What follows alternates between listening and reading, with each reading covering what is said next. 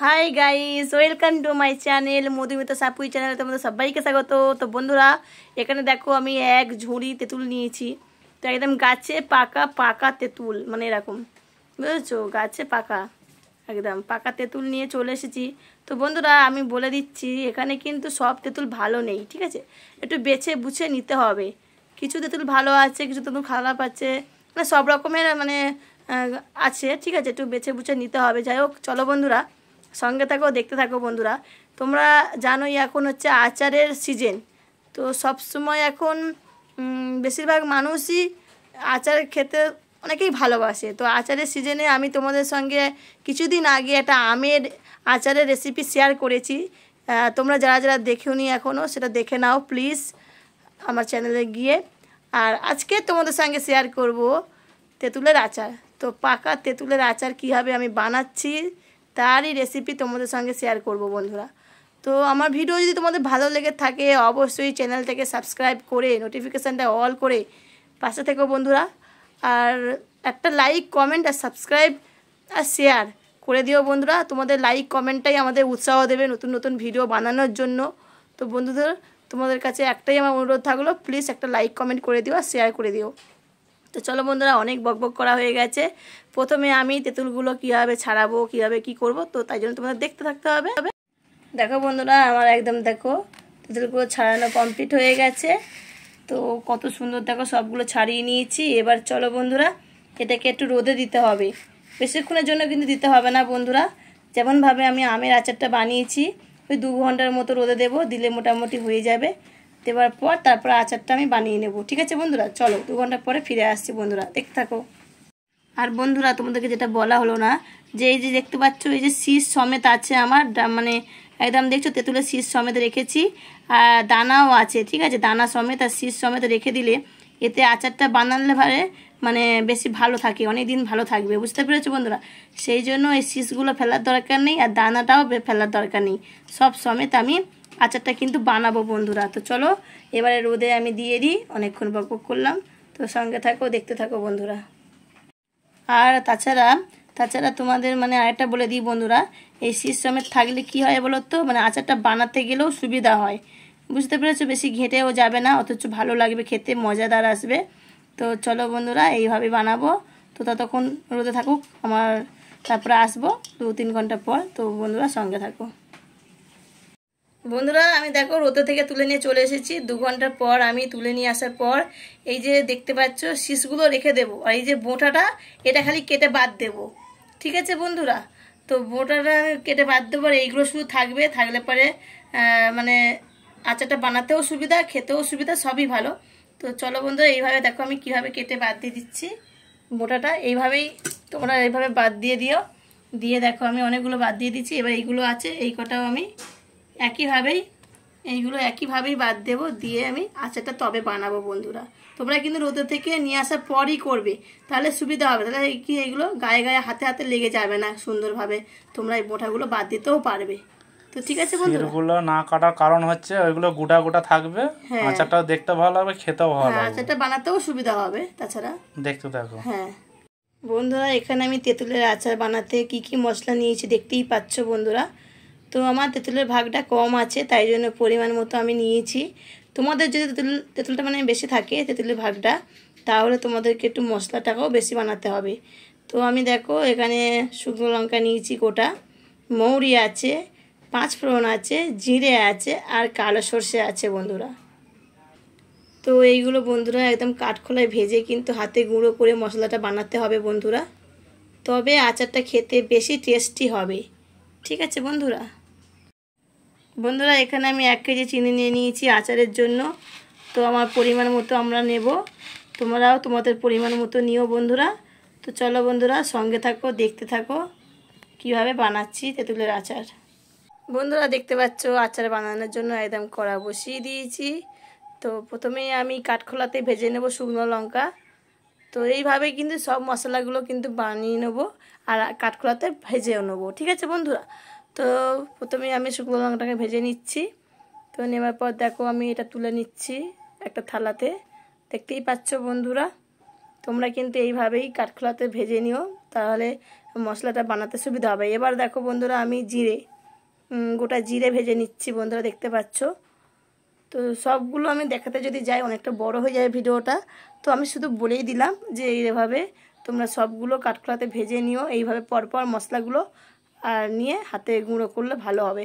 তো এটা দেখো বন্ধুরা 5 ফোড়ন আছে, সব রকম মশলা বানাতেও এটা সুবিধা হবে, ওই জন্য 5 ফোড়নটাকেও আমি কাঠখোলায় ভেজে নিচ্ছি বন্ধুরা, দেখতে পাচ্ছ। তো এত কিচিরমিচির আওয়াজ হয়, তো সেই জন্য একটু মানে এরকম মিউট করতে হয়, কিছু করার নেই। যাই হোক, তো এবার দেখো বন্ধুরা আমি এটা শিলনোড়া নিয়ে নিয়েছি, মশলাগুলো আমি হাতেই গুঁড়ো করব, ঠিক আছে বন্ধুরা। হাতে গুঁড়োর মশলা খেতে দারুণ লাগে, আর আচারটা খুব ভালো হয় খেতে, বুঝেছো বন্ধুরা। তো সেই জন্য আমি পরপর মশলাগুলো শিলনোড়াতে বেটে নেব, ঠিক আছে বন্ধুরা। এইভাবেই সব মশলা বেটে আর তোমাদের সামনে আমি তেঁতুলের আচার রেসিপি করে দেব। তো বন্ধুরা সত্যি এইসব আচার জিনিস বলো যাই বলো, আমার সব শেখা আছে শাশুড়ির কাছ থেকে, ঠিক আছে। তো শিখেছি, তো হয়তো ওনার মতো ভালো পারি না, কিন্তু ওনাদের কাছ থেকেই শেখা। কারণ আমাদের বিয়ের আগে এতটা আচার নিয়ে কোনো সত্যি এরকম বাড়িতে মানে বেশি চর ছিল না, যেটা বলা হয়। তো আমার শ্বশুরবাড়ির আচারটা বিশেষ করে এই আচারের সিজনের সময় প্রচুর আচার বানায়, জানো তো। মানে আমের আচার থেকে, তেঁতুলের আচার থেকে, কুলের আচার থেকে ভীষণ মানে আচার বানায় আমার শ্বশুরবাড়িতে। তো সেই দেখে দেখে আমারও একটু ইচ্ছা জাগে, আমি একটু শিখি, তো তাই জন্য তোমাদের সঙ্গে একটু শেয়ার করতে পারি, তাই তো। তো সেই জন্য দেখো আমি দেখো গল্প করতে করতে আমার মশলাগুলো প্রায় মানে বাটা রেডি হয়ে গেছে, তো হাতে গুঁড়ো করাও রেডি হয়ে গেছে, দেখতেই পাচ্ছ বন্ধুরা। তোমাদের সঙ্গে গল্প করতে করতে আমি সব বেটেও নিলাম, গুঁড়ো করেও নিলাম। তো এইভাবে গল্প করতে করতেই সব তো রেডি তো হয়েই যাবে। তোমরা তো চুপচাপ গল্প শুনছো, আমার গল্প শুনলে তো হবে না। দেখো আমি কিভাবে বানাচ্ছি, দেখতে থাকো বন্ধুরা। আশা করি আমার মতো যদি বানিয়ে তোমরা খাও, বাড়িতে বানিয়ে এইভাবেই আমি যেভাবে বানিয়েছি, একদম 100% বলতে পারি অবশ্যই সুন্দর খেতে হবে। আর এটা তোমরা 1 বছর রেখেও খেতে পারবে বন্ধুরা, যেভাবে আমি বানাবো, ঠিক আছে বন্ধুরা। তো ঠিক আছে, চলো। এই শুকনো লঙ্কা বাটতে গেলে একটু ভয় লাগে, ভালো লাগে না যেন, তখন যেন মনে হয় দূর কী করবো না করবো এরকম মনে হয়, কিন্তু করতে হবে কষ্ট করে, কষ্ট করলে তো কষ্ট পাবে, আর তবে তো খেতে সুস্বাদু পাবে। দেখো একদম গুঁড়ো করে নিয়েছি, খুব গুঁড়ো কিন্তু করবে না বন্ধুরা, একদম মিহি করলে ভালো লাগবে না, একটু যেন গোটা গোটা মতো থাকে, সেইভাবেই কিন্তু মশলাটা রেডি করবে হাতে, ঠিক আছে বন্ধুরা। তো আমার সব মশলা একদম রেডি হয়ে গেছে, পারফেক্ট আচারের জন্য একদম রেডি করে রাখলাম।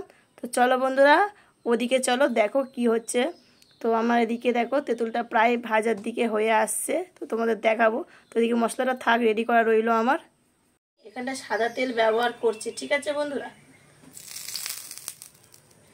সাদা তেলেই আমি আচারটা বানাবো, সাদা তেলে আচারটা বানালে ভালো হয় খেতে, বুঝেছো বন্ধুরা। আর এখানে কিন্তু জল একদম ব্যবহার করবে না, তেলের উপর ভাজবে, তেলের উপর সব হবে, একদম জল ব্যবহার করবে না বন্ধুরা।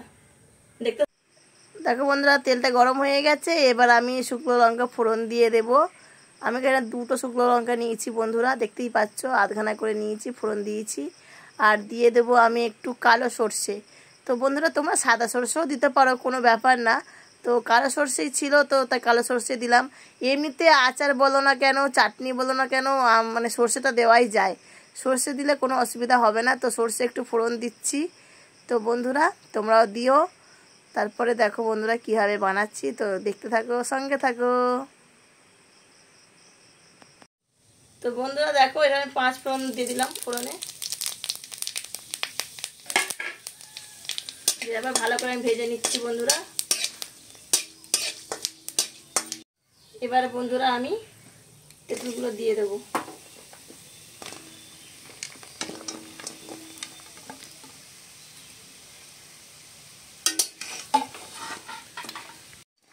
বন্ধুরা দেখো আমার তেঁতুলটা একদম ভাজা হয়েই গেল, আর ওদিকে তো মশলাটাও আমার রেডিও করা হয়ে গেল, তোমার দেখালাম।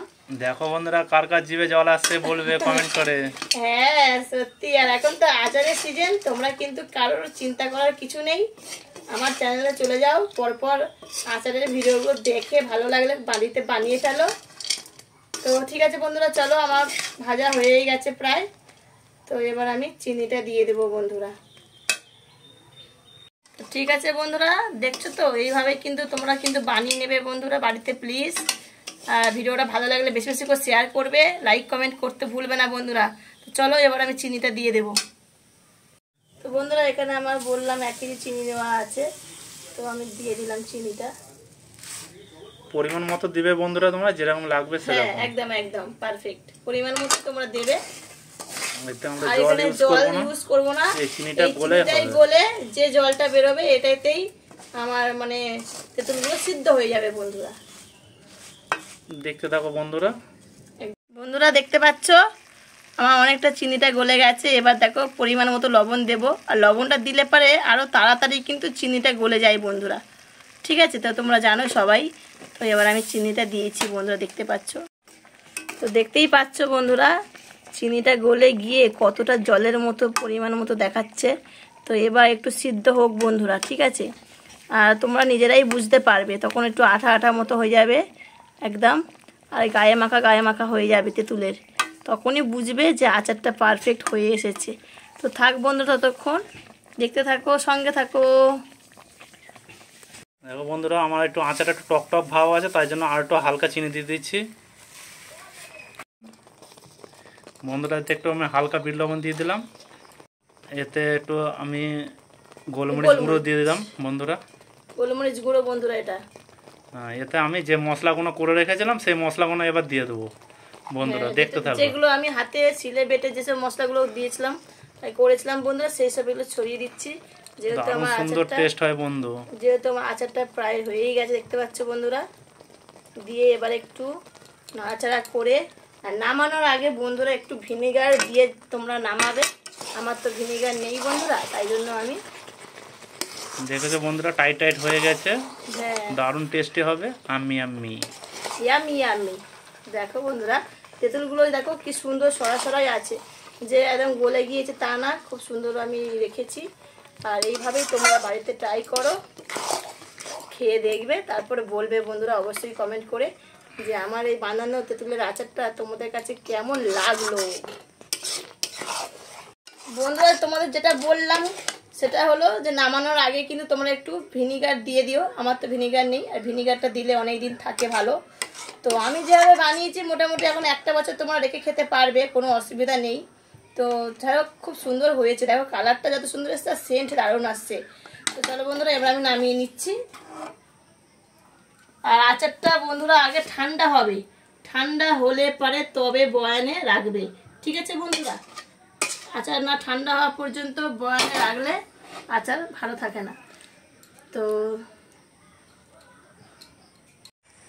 দেখো বন্ধুরা কত সুন্দর লাগছে আচারটা দেখে কার কার জিভে জল চলে এলো দেখে কিন্তু অবশ্যই কমেন্ট করে বলবে বন্ধুরা। আর আমার আচারের ভিডিও যদি ভালো লেগে থাকে অবশ্যই চ্যানেলটাকে সাবস্ক্রাইব করে পাশে থেকে বন্ধুরা নোটিফিকেশানটাকে অল করে দিয়ে, আর সাবস্ক্রাইব করতে ভুলো না, লাইক কমেন্ট শেয়ার করে দিও। আর তোমাদের কমেন্ট লাইকটাই আমাদের কাছে উৎসাহ দেবে নতুন নতুন ভিডিও বানানোর জন্য বন্ধুরা।